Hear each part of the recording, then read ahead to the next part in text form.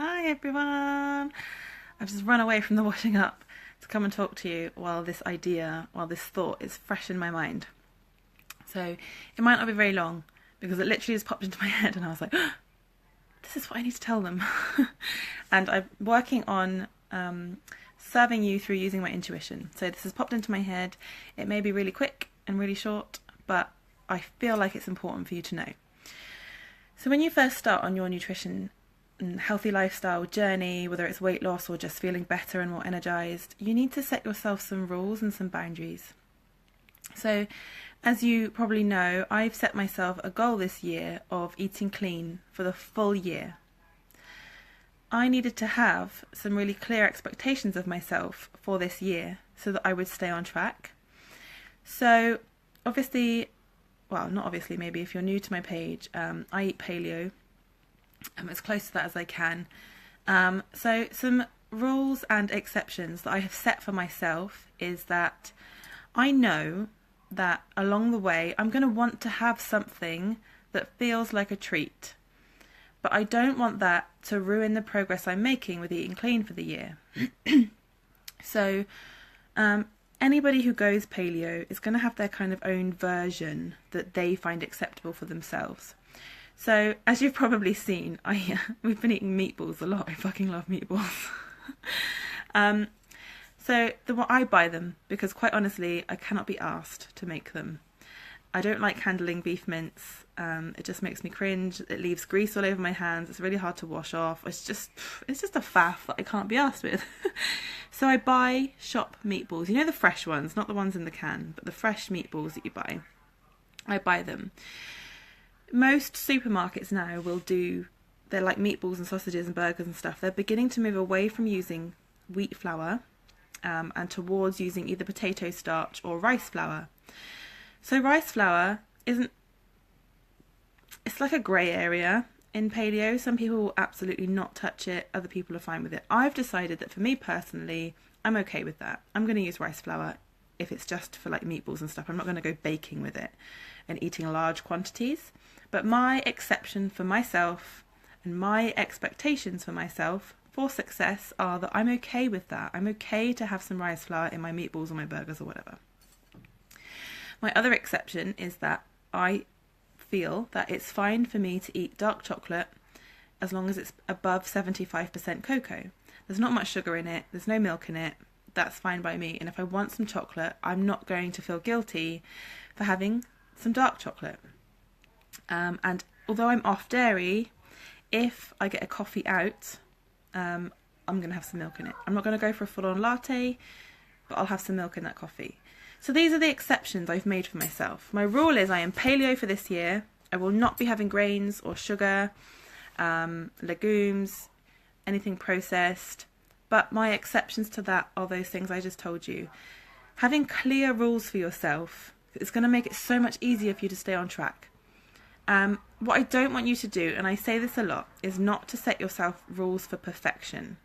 So if I wanted to be 100% perfectly paleo for a full year, I would be eliminating dairy, I wouldn't be using honey, I wouldn't be allowing the rice flour, I wouldn't be having the dark chocolate.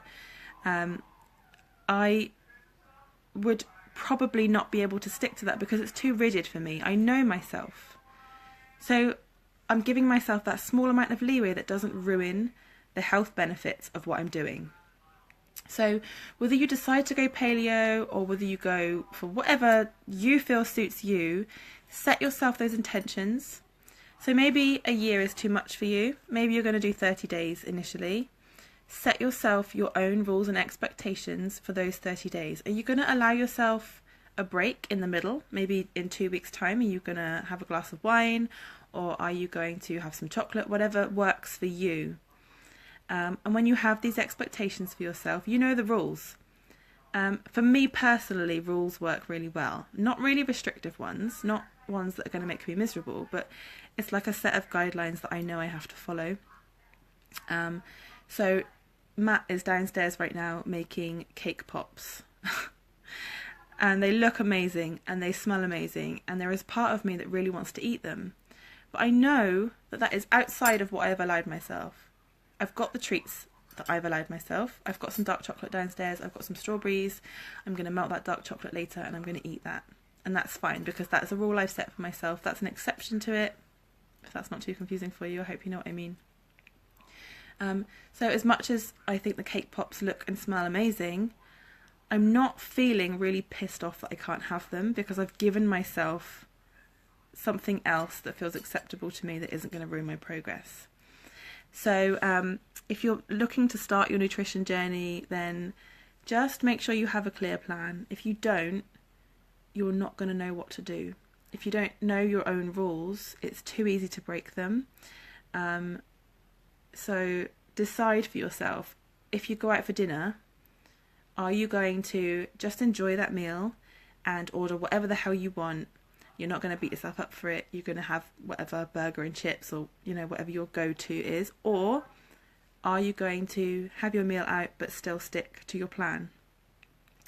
When you have these really clear decisions made as well, if you make the decision that when you go out for dinner you're going to eat whatever the hell you want, you've made that choice. It's a conscious choice, and you cannot beat yourself up for making conscious choices. When we begin to go into this spiral of beating ourselves up when we've done something that we feel is out of control. So if you had said to yourself, no, I'm going to go out for dinner and I'm going to stick on plan, and I'm not going to have a dessert, I'm not going to have wine, I'm just going to drink some water, and I'm going to have, I don't know, a fucking salad or whatever.